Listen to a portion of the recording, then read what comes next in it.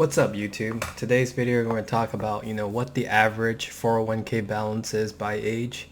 This is something that I'm really interested in. I want to know if I'm on track. This article here I'm going to share with you is going to give us an overview of by age group. I think it'll be really interesting to see, where people are, maybe where you're at, and then maybe this is a benchmark or motivation for you to either do better or figure out another strategy of how you're going to plan for retirement. Because I feel like with so many different tools out there, there's really a lot of options for us to invest. So let's begin. So this article here is from Market Watch, and the title is "This is the average 401k savings by age." So we can go in here. I'll read the article. Number of 401k holders at Fidelity Investments hit millionaire status in 2018. Not one of them, you're in very good company. A seven-figure 401k balance is the exception, not the rule.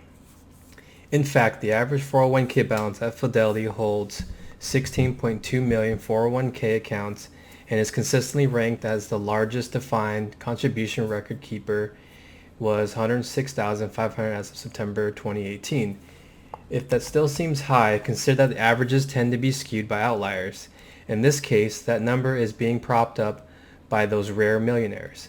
The median, which represents the middle balance between the highs and the lows, is just 24,800. No matter which number is closer to your reality, and certainly for some both will feel out of reach, it's important to remember that numbers like this are akin to train wrecks. They will tempt you to gawk, but they won't likely offer you much more actionable information.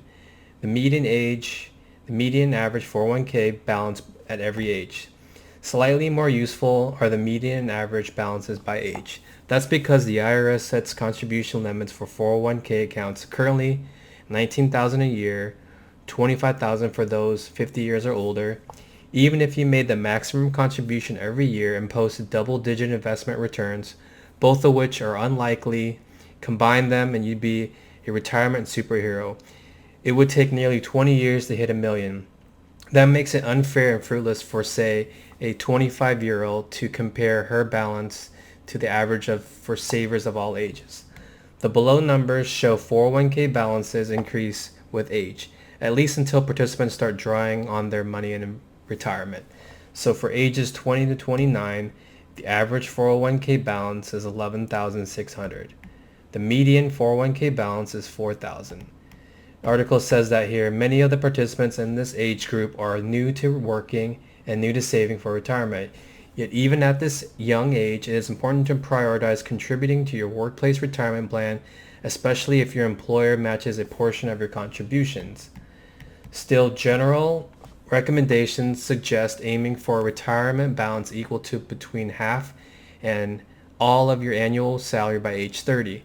This group may be falling short of that, though these numbers don't reflect what they have saved elsewhere in individual retirement accounts such as the Roth or Traditional IRA. Now, I agree with this. As a young age, you should definitely start off and do the company match at the very least. Usually that's 4%, 6%, depending on where you're at, but it's a really good start. As long as you're consistently investing into your 401k, I think that makes a huge difference. I unfortunately decided to take a later approach, and now I'm playing catch up. But let's go ahead and continue. So for the ages 30 to 39, the average 401k balance is $43,600. The median 401k balance is $16,500. At this point, whether measured by the average or the median, participants have increased their balances roughly fourfold. One point that becomes increasingly important as participants age, Fidelity's analysis treats each account separately, which means balances aren't aggregated by the account holder and then averaged.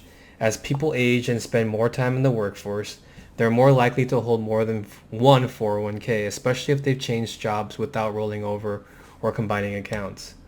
I'll definitely agree. As after you've graduated, you're doing many different jobs, you're finding other opportunities, you maybe be job hopping to get some advancements and more experience, increase your salary. Something that I wasn't really aware of or took advantage of was immediately rolling over your old 401ks. I kind of just let them sit there. And it's unfortunate because you're missing out on the annualized potential returns of the S&P 500. So that's something also that I think is really important as you're changing jobs, is to immediately take full force and transfer that 401k into a rollover and really make your own investment decisions then. Also because of the fees, you don't want to have those fees associated with that old 401k. So let's move forward. From ages 40 to 49, the average 401k balance is 106,200. The median 401k balance is 36,900. Another solid jump by this age range, with both figures more than doubling the last time we'll see a percentage jump that large between ages. That's likely at least partially a product of peak earning years. According to compensation research pay scale, for women, pay tends to peak at the age of 39, men at the age of 48. So that's interesting, as you know, you're expected to increase your earnings over time. That gives you a benchmark, maybe a rough estimate for how it is for certain age groups with genders. So it helps you plan out. For the ages 50 to 59, the average 401k balance is 179,100. The median 401k balance is 62,700. This group has hit the age at which catch-up contributions are allowed by the IRS. Participants age 50 and older can contribute an extra $6,000 a year in 2019. That can be helpful Hail Mary for those feeling behind at this point, assuming that extra cash is available to put towards retirement. Ages 60 to 69. The average 401k balance was 198,600. The median 401k balance is 63,000.